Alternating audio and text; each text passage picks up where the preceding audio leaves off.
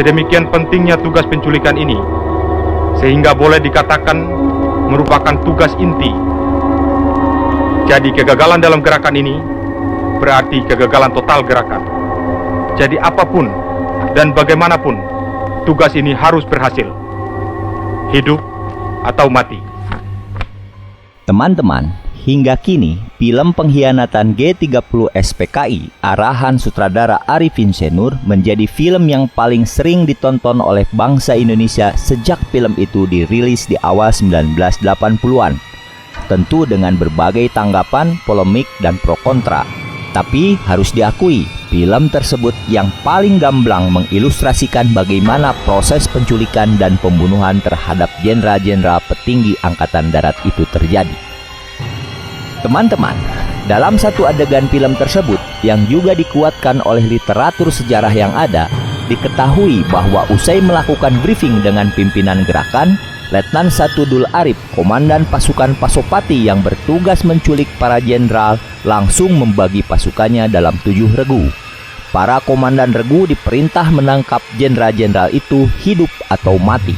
Pasukan dengan sasaran Nasution dipimpin oleh Raja Cahurut. Siap. Untuk sasaran Letjen Yani dipimpin oleh Peltu Bukijan. Kita harus menculik jenderal itu hidup atau mati.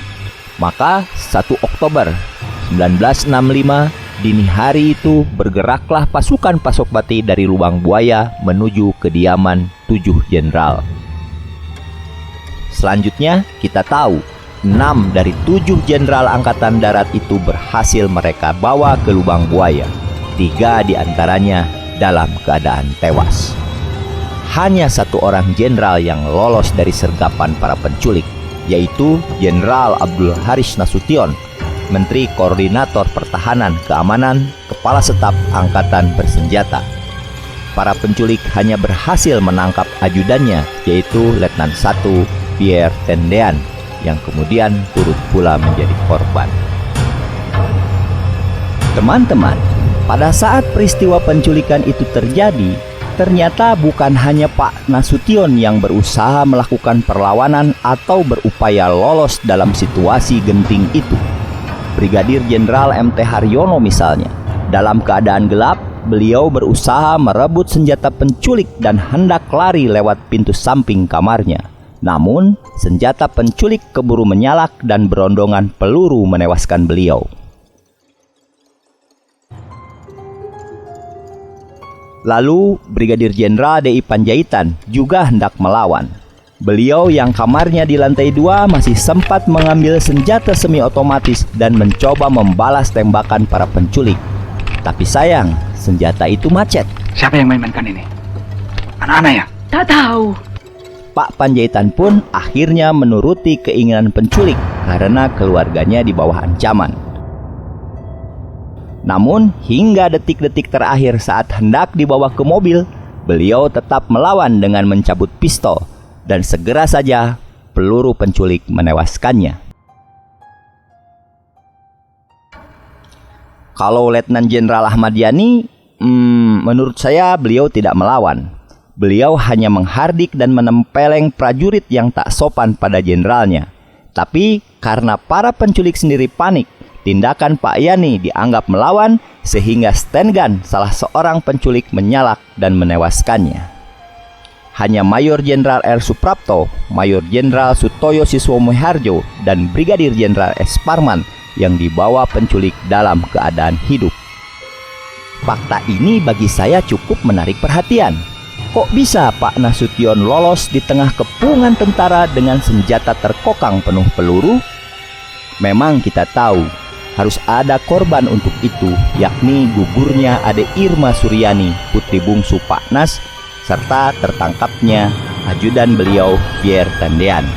Tapi rasanya sangat mustahil jika Pak Nasution sengaja menjadikan Ade Irma dan ajudannya sebagai benteng atau tameng agar dia bisa kabur.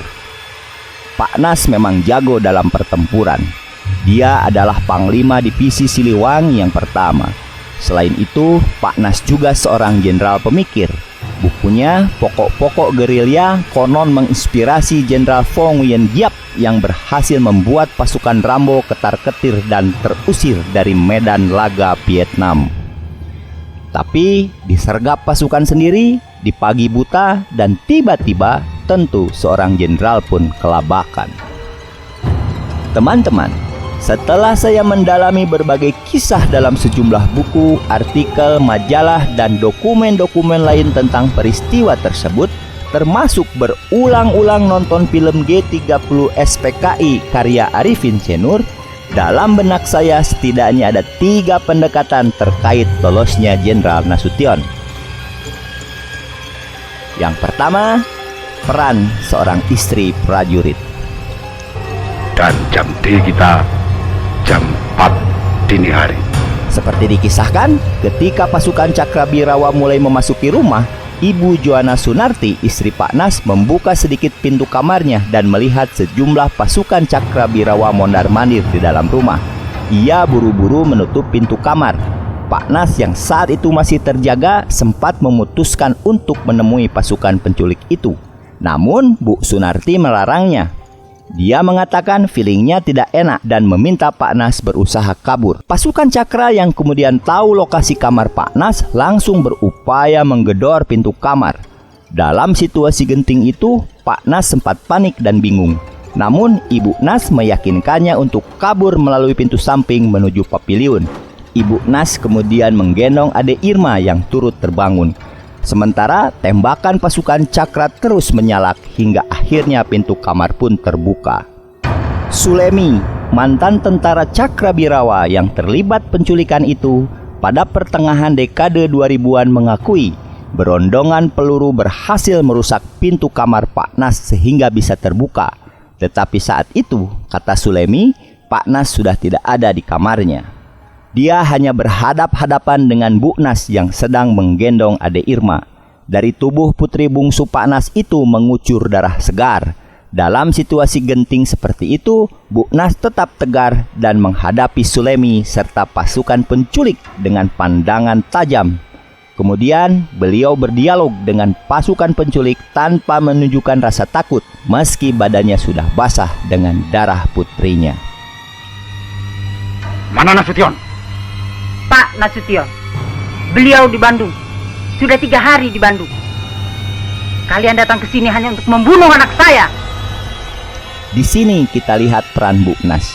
Sebagai seorang istri tentara yang sudah kenyang dengan asam garam pertempuran di masa revolusi, Bu Nas menunjukkan peran penting melindungi Pak Nas baik sebagai suaminya maupun sebagai tokoh penting dalam konstelasi negara saat itu.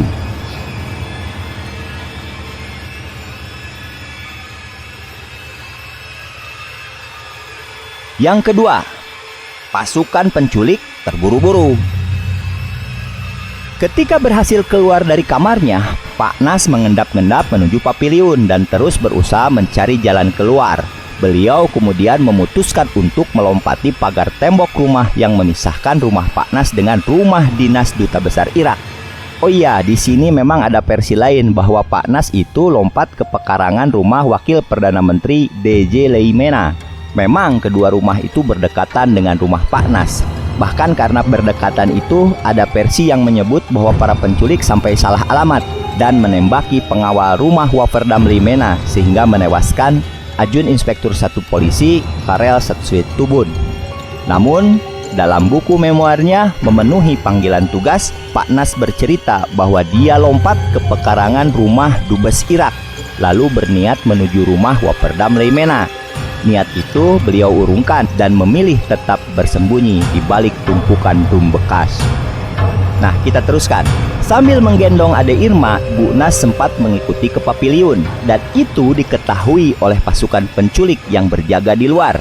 Tinggal selangkah melompat, Pak Nas sempat menatap Bu Nas dan putri bungsunya yang berlumuran darah itu. Seketika, dia hendak turun lagi melihat putrinya itu. Namun Bu Nas melarangnya dan meminta Pak Nas segera kabur.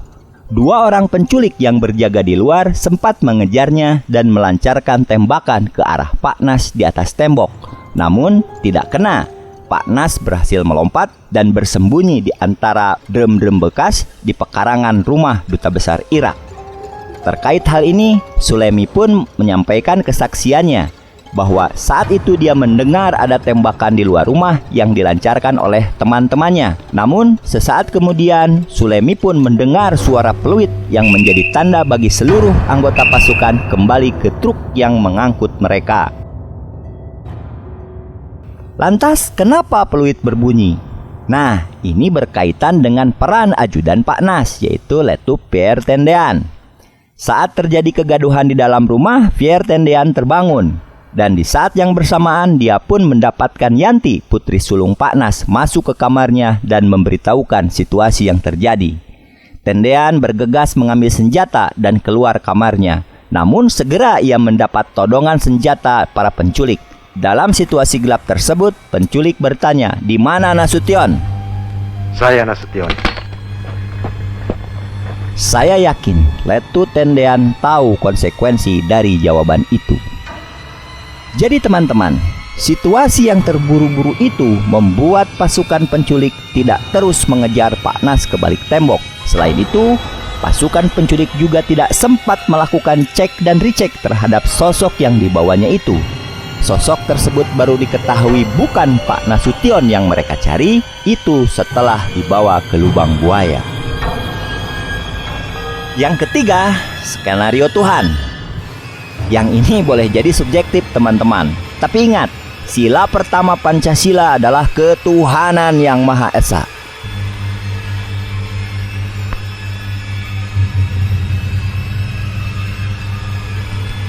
Siapa yang memerintahkan nyamuk-nyamuk malam itu terus mengganggu Pak Nas sehingga tidak bisa tidur sampai datangnya para penculik? Bayangkan jika di malam jahanam itu Pak Nas dan Bu Nas tertidur pulas. Nyamuk-nyamuk itu yang membuatnya tetap terjaga. Kemudian saat membawa Letu Tendean yang dikiranya Pak Nas, kenapa tidak ada satupun anggota penculik yang berusaha membakar kertas seperti di rumah Pak MT Haryono, lalu mengecek siapa yang mereka bawa?